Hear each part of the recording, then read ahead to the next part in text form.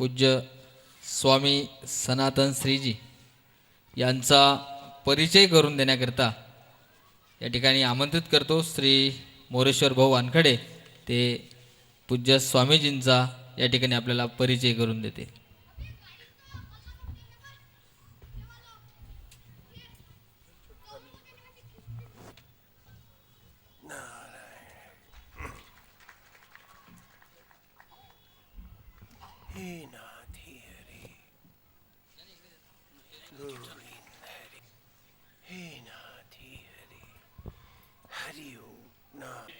स्वामी सनातन श्री जी का परिचय। परम पूज्य श्री स्वामी सनातन श्री जी का परिचय बस एक नितांत योगी सन्यासी के अतिरिक्त परिचय या चर्चा करना शास्त्र धर्म के अनुसार उचित नहीं है, क्योंकि सन्यास लेते समय नाते, रिश्ते, नाम आदि ऐतिहासिक सभी पहचानों को यज्ञ हवन कुंड में मंत्रों के साथ जलाया जाता है। इसलिए सन्यासी के अतीत की कोई भी चर्चा करना महापाप माना गया है। फिर भी आपको कुछ उनका परिचय देना चाहता हूँ। श्री स्वामी सनातन श्री जी का वरुण नगरी में 28 जनवरी 1980 में प्रथम आगमन हुआ था। उस समय उनके प्रवचन वरुण, कड़मेश्वर, नागपुर, लोनी, मोर्शी, अमरावती में हुए थे।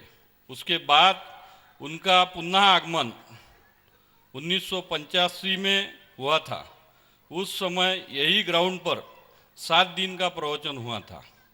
वरुण की जनता उनके नाम और प्रवचन से परिचित है। 2012 में उनकी उम्र के 100 साल पूरे होने वाले हैं। श्री स्वामी जी का आश्रम 1960 में स्थापित हुआ है। वही उनका संन्यास समय भी है। अभी संन्यास के 52 साल स्वामी जी पार कर चुके हैं।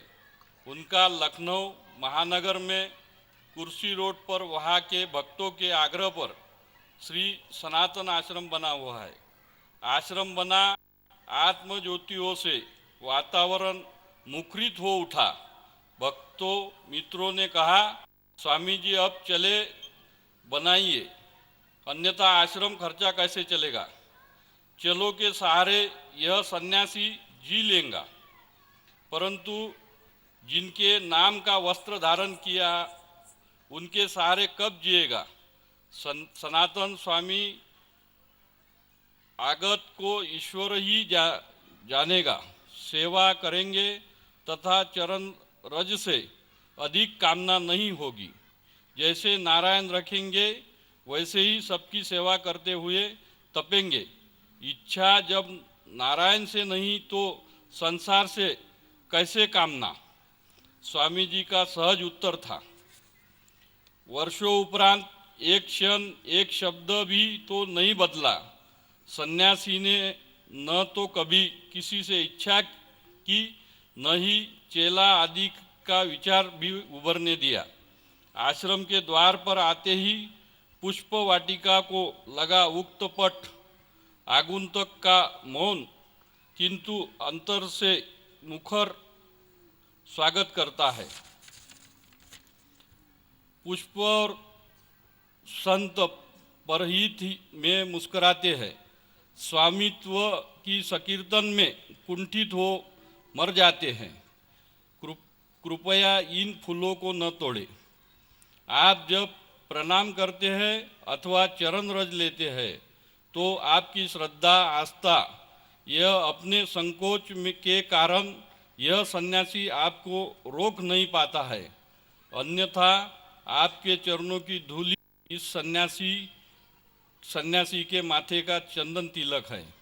इच्छा हो आप मन ही मन प्रणाम करें तथा ऐसा कुछ न करे जो संकोच का कारण हो। अनंत काल से सूर्य और पृथ्वी असीम प्यार की डोर में बंधे हैं। एक दूसरे के लिए तपते और फलते और फूलते हैं, परंतु एक दूसरे से मिलते नहीं हैं। मिलन दोनों का सर्वनाश ही होता है। सन्यासी और गृहस्थों का प्रेम सूर्य और पृथ्वी की भांति है। धन्य है वो लोग जो इस आश्रम में आते हैं। धन्य है ये आश्रम जो सनातन मूल्यों को अनायास और सहज ढंग से जनमानस में स्थापित करता चला रहा है। धन्य है स्वामी सनातन श्री जी, उनका स्नेह, उनका आशीर्वाद जो सर्वसुलभ है। साक्षात आश्रम में उनके कण कण में और उनकी वाणी में और सानिध्य में रहने से ही अनुभूति प्राप्त होती है।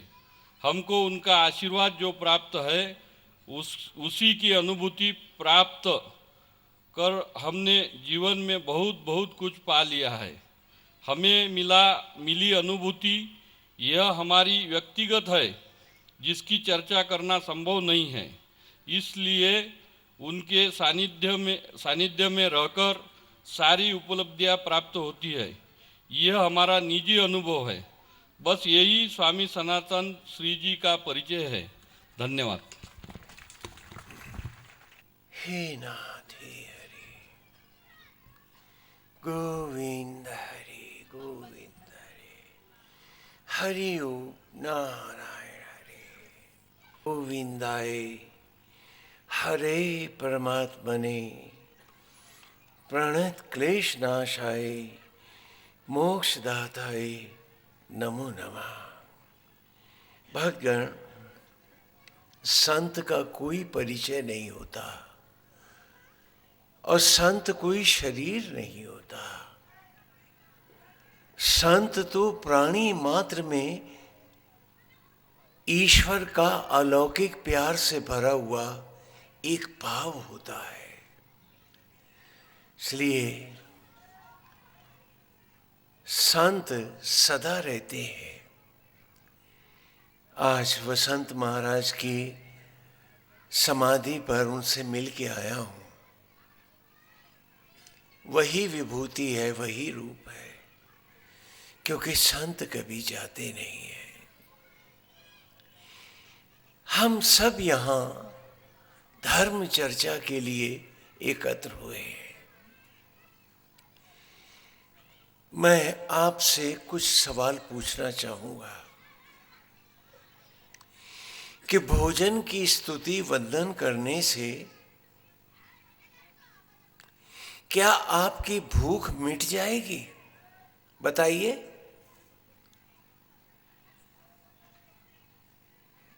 उसे खाना पड़ता है। तो भक्ति, भगवान और हम जब तक अलग अलग रहेंगे, हमारी भूख भी कैसे मिट पाएगी? आप लोग ध्यान से सुनेंगे तो सब कुछ समझ में आएगा। ये धरती, ये देश, इस भूमंडल का आदिकालीन नाम भरतखंड है। आज भी पूजा में जब भी हम संकल्प लेते हैं तो हम इन्हीं शब्दों का प्रयोग करते हैं। अष्टाविंशित में युगे कली युगे, कली प्रथम चरणे, जम्बू द्वीपे भरतखंडे। हमारे पूर्वजों ने, जिन्होंने जीवन को इस धरती पर उतारा, भारत नाम की जाति और संस्कृति के लिए स्थान ढूंढा, ये उनके दिए हुए शब्द हैं। जीवन अपने आप उत्पन्न नहीं होता। जीवन ग्रहों और नक्षत्रों पर प्रकट होता है। तो ग्रह नक्षत्र भी जीवंत होते हैं। उन्हें वे भी बढ़ते हैं, विस्तार को प्राप्त होते हैं और फिर जीवन को यायावर होकर फिर दूसरे ग्रहों पर जाना होता है।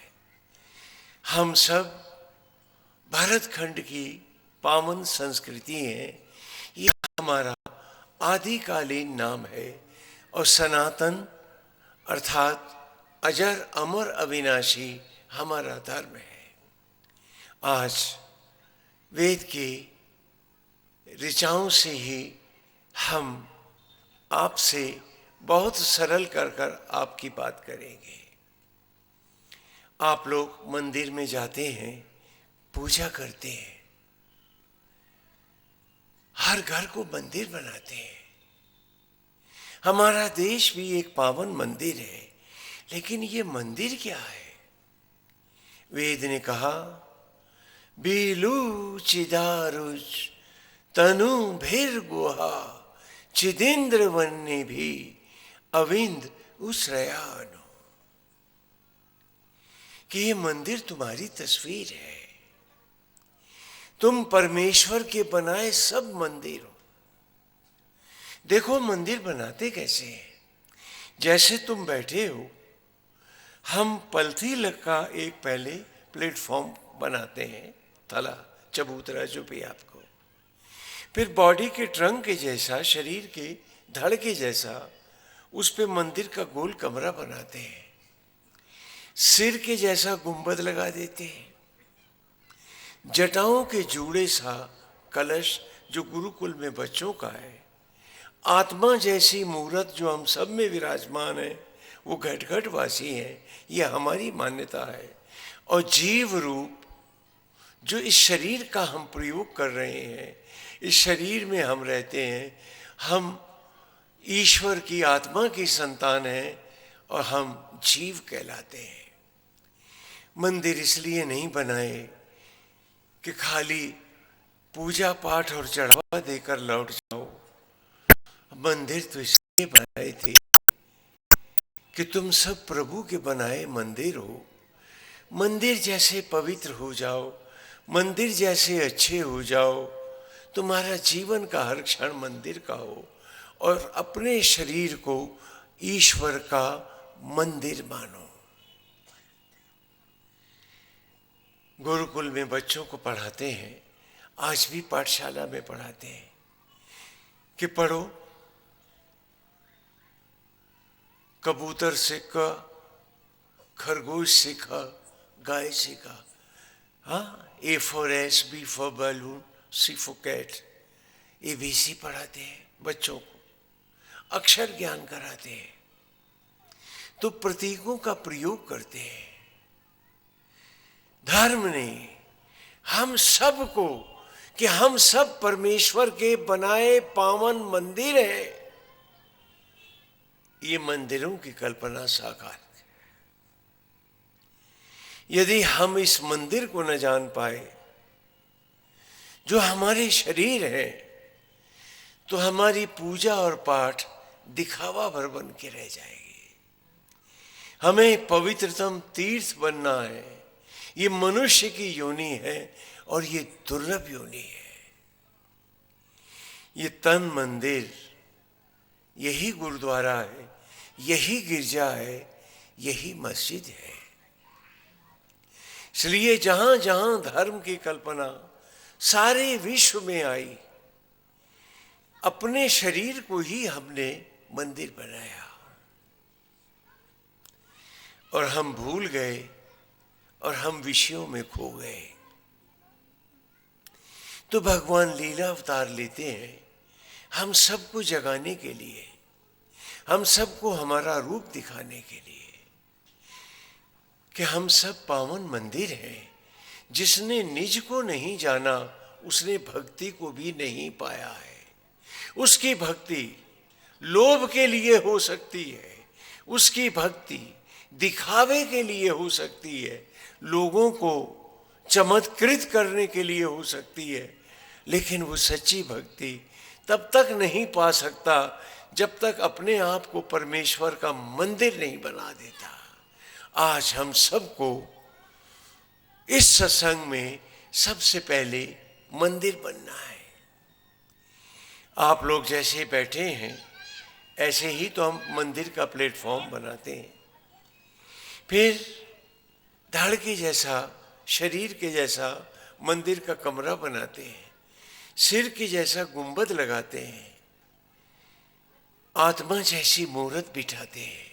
लेकिन वहां तो मूर्त है, यहां तो स्वयं परमेश्वर तुम सब में बैठा हुआ है।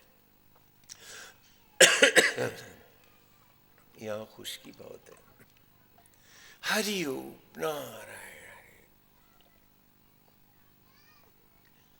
हम लोग परमात्मा के इतने करीब हैं और उतने ही दूर हैं कि हम अपने आप को नहीं पा रहे, पहचान नहीं पा रहे। अपने अपने शरीर को अपना धारण करो और कहो कि लोभ नहीं होगी। भगवान श्री राम ने शबरी के आए थे, हम सब कि प्रभु किसी से